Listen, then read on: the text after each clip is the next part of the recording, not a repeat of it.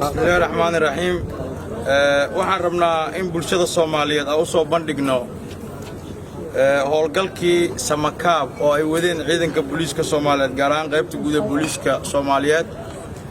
howlgalka oo baryahan dambe u badnaa qaybta bari ee gobolka Banaadir waxaan caawa howlgal balaaran ka sameynay guud ahaan degmada Kaaraan oo baryahan dambe xawashada amni darro ay ku badneed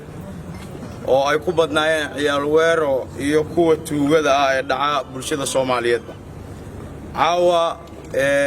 howlgalkii la sameeyay waxa lagu soo qabtay ilaa 74 qofood oo ciyaal weero u badnaa iyo ilaa iyo mindiye gaaraya 52 xabo oo aan horay loo arag mindiyaas oo ah kuwa casri ah loogu talagalay in lagu dhibaateeyo bulshada Soomaaliyeed guud ahaan gobolka Banaadir waxaan ka sameyn doonaa diiwaangelin ama xoojin in kooxaha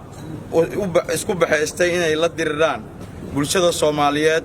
dhacaan xoolahoodana si loo qabto qof walba oo hadda kadib booliiska Soomaaliyeed uu gacanta ku dhigana waxa laga qaadi doonaa database oo la raba deegaankiisa iyo asal ahaan meesha uu ku hooyanayo si loo ogaan karo waxaan iska kaashan doonaa qaybta baarista dambiyada iyo qaybta guud ee booliiska gobolka Banaadir haddaba bulshada Soomaaliyeed ku dhaqan gobolka Banaadir waxaan u sheegaynaa dadka inta laag howlgalkan lagu soo qabtay inay ayaguna wixii hadda ka dambeeya waalidiinta dhalay caruurtooda ay guryahooda ku ceshadaan waxaan rabnaa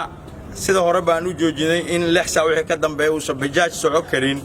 ilaa inta uu socdo howlgalka samakaab waxaan u sheegaynaa dadka waalidiinta ah